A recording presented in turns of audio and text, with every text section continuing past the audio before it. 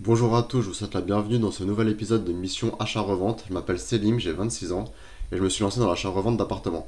Donc ce que je fais, c'est que j'achète des appartements qui sont en très mauvais état, je les rénove et je les revends pour gagner de l'argent tout simplement. J'ai actuellement une opération à mon actif et je suis en train de chercher un second appartement que je vais rénover. Bon, alors aujourd'hui, là, il est 6 heures du matin, il y a une grosse journée qui se prépare. Donc déjà, là, je vais faire une prise de sang avant le travail. C'est génial, j'adore ça. Ensuite, je vais au travail. Entre midi et 2, pendant ma pause, je vais faire une visite dans le 15e, rue de Javel. Donc un coin plutôt sympa, un bel immeuble art déco, un appartement de 22,4 mètres carrés. Et ensuite, à 16 heures, j'ai rendez-vous en visio avec la banque. Donc pourquoi est-ce que j'ai rendez-vous avec la banque? C'est par rapport à l'appartement de 18 mètres carrés dans le 10e que j'avais visité. Je vous remets rapidement quelques images de l'appartement pour que vous vous remémoriez. Donc voilà, c'est un petit 18 mètres carrés avec un beau puits de lumière entièrement à rénover. L'agent m'a demandé si j'avais un accord de principe. Et je lui ai dit oui parce qu'en fait, un courtier m'avait donné un accord oral, mais j'ai pas de document à l'attestant. Et donc, souvenez-vous, j'avais fait une offre à 160, alors qu'il y avait déjà une offre à 165. Donc, je l'avais fait comme ça en me disant au cas où. Et depuis cette offre, il fait que de me redemander l'accord de principe. Donc, je sais pas s'il avait bluffé pour l'offre à 165 ou si elle n'a pas été au bout, mais il a l'air intéressé. Et du coup, j'ai pris rendez-vous avec la banque en urgence pour avoir ce fameux accord. Je reviens tout juste de mon rendez-vous à la banque, donc ça s'est plutôt bien passé. Le but, c'est d'avoir un accord de principe pour mon prêt à 160 000 euros. Et ce qui s'est passé, c'est que j'ai pas eu d'accord de principe. Parce qu'en fait, ce qu'ils m'ont expliqué, c'est qu'il faut au moins une promesse de vente ou un papier qui prouve que j'ai une offre qui a été acceptée. Donc, ça, c'est le mauvais point. Ils n'ont pas pu me faire de promesse, mais ils m'ont fait autre chose. Ils m'ont fait une simulation, en fait.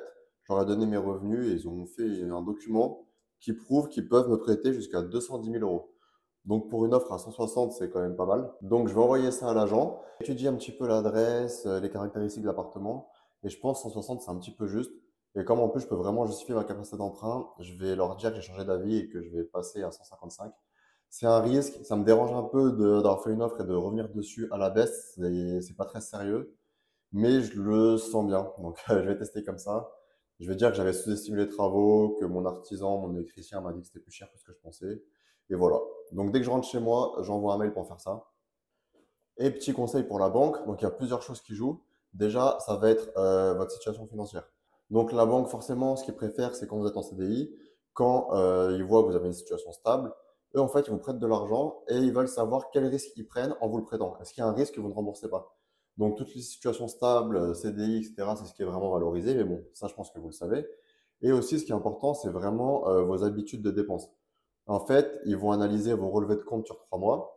Et s'ils voient que vous prenez Uber Eats un jour sur deux, que vous posez des bouteilles en boîte, forcément, ça va poser problème. Ce que je vous conseille de faire, c'est si vous savez que vous avez un projet d'acheter, 3 mois avant, vous commencez à vous priver, à leur montrer que vous savez mettre de l'argent de côté. Imaginons, vous vivez chez vos parents, vous êtes hébergé à titre gratuit, et tous les mois, vous mettez 0 € de côté. Vous allez voir le banquier, vous allez lui dire, donc moi, je vais acheter un appartement, et donc de tel montant, et je vais avoir des mensualités à 800 euros.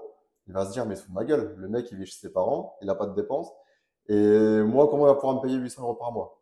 Donc voilà, montrez vraiment que vous savez mettre de l'argent de côté, que vous êtes raisonnable avec vos dépenses, que vous ne dépensez pas votre argent dans n'importe quoi, et ça, déjà, ça va être valorisé. Nous voilà pour la visite dans le 15e, donc devant l'immeuble Art Déco. Vous pouvez voir la façade que moi je trouve super jolie. Dites-moi ce que vous en pensez. Personnellement, j'aime beaucoup. Ça change de ce qu'on voit dans Paris en règle générale. Ensuite, les parties communes qui sont propres. Franchement, bon état, bien entretenu, la copro est correcte. Et voilà, c'est un très grand immeuble, il y a une centaine de lots. Et en fait, il y a une espèce d'îlot central avec un autre immeuble qui fait tout le tour de cet îlot. Et moi, je suis en fond de cour. Enfin, moi, c'est pas encore mon appartement, mais l'appartement que j'ai visité est en fond de cour. Vous allez voir des images de l'appartement. Donc, vraiment dans son jus, il faut tout casser, tout refaire comme d'habitude. Ce sont les biens qu'on cherche. Les biens avec du potentiel et à rénover sur lesquels on peut gagner de l'argent. Et encore, celui-ci, il est pas en très mauvais état, je trouve. Je trouve qu'il est plutôt en bon état. C'est juste qu'il est au goût de l'époque. Il est très vieux. Et il faudrait tout casser pour refaire au goût du jour et également isoler, changer les fenêtres. Les fenêtres sont en mauvais état. Vous voyez, le parquet, par exemple, il est nickel. La salle de bain, il y a eu des infiltrations, mais là, c'était sec. Donc, pas d'inquiétude à avoir à ce niveau-là. Et ensuite, on repasse par le couloir. Franchement, il est très cloisonné cet appartement, je trouve. Encore une petite fenêtre. Il y a 5 fenêtres en tout. Donc ça, faut bien le prendre en compte dans le budget parce que c'est un beau montant les fenêtres. Et voilà, avec le WC, c'est pareil. Bon, fin de journée, l'équipe, ça a vraiment été une journée marathon comme je l'avais prédit. Par contre, l'appartement que j'ai visité, la rue de Javel, dans le 15e, l'appart Art déco, je suis vraiment super content parce qu'il me plaît beaucoup. Je trouve qu'il a vraiment beaucoup de charme. Je visualise vraiment bien ce que je pourrais en faire. Et en réalité, c'est la première fois que je visite un immeuble Art déco. J'ai fait pas mal de faubouriens et d'haussmanniens, mais Art déco, c'est la première fois. Et bah, j'ai bien aimé, franchement, j'ai bien aimé. Et en plus, ce sont des immeubles avec des murs vraiment épais, etc. C'est un peu plus moderne que l'haussmannien ou le faubourien.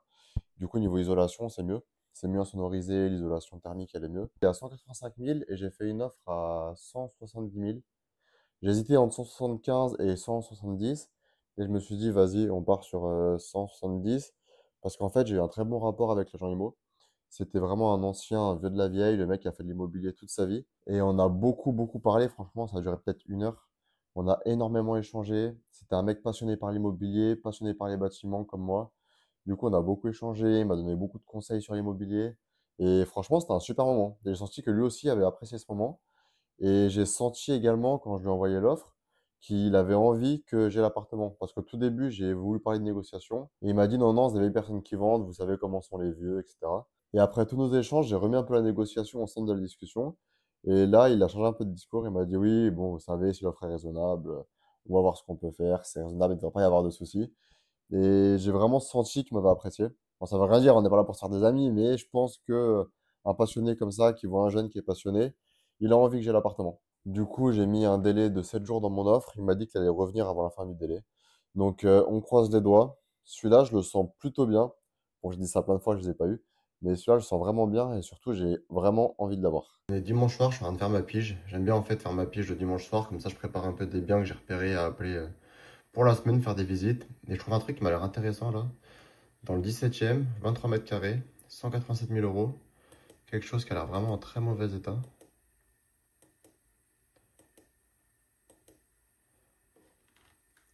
Tac. Charmante maisonnette indépendante. Donc ça pourrait être un bien assez rare quand même. Prix au mètre carré, on est plutôt dans la fourchette basse. Donc je vais l'appeler, je vais aller la visiter. Je vous mets une petite vidéo de la visite et là franchement les amis je suis tombé de haut. J'en ai vu des appartements dégueulasses hein. Mais celui-ci je pense que c'est le pire. J'avais déjà dit que c'était le pire dans une précédente vidéo, mais là vraiment je crois que j'ai battu le record de la vidéo précédente. Il était dans un état catastrophique, une odeur vous imaginez pas. Et là vous voyez au niveau du bâti de porte, sur le pied du bâti de porte, il y avait des pièges à cafards, parce qu'il y avait des cafards. Et voilà, quelqu'un vit dedans, dans des conditions vraiment précaires. Sentait de l'humidité, vraiment vous voyez qu'il y avait des insectes, c'était horrible. Donc c'est une espèce de petite maisonnette en fond de copro, en fond de cour, mais un petit peu bizarre. Là c'est un placard. Et ce que j'ai pas trop aimé dans cet appartement en fait, c'est que le fait que ce soit une petite maison, ça c'est bien, ça peut être un bon atout. Mais le problème c'est que c'est situé en fond de cour, donc déjà c'est assez sombre. Et le problème c'est que dans la cour, face à la petite maisonnette, il y a l'arrière-boutique de plusieurs restaurants. Et du coup il y a les conduits d'extraction d'air, il y a des bacs d'huile, il y a vraiment une mauvaise odeur qui se dégage. Et pareil, la façade elle est pas terrible, l'immeuble est pas super joli. Franchement, rien de spécial. Et vous allez voir ensuite une vidéo voilà, de la maisonnette. Et à gauche sont les restaurants. Franchement, ça m'a pas plu, je pense que ça peut rebuter pas mal de personnes, donc je vais pas l'acheter.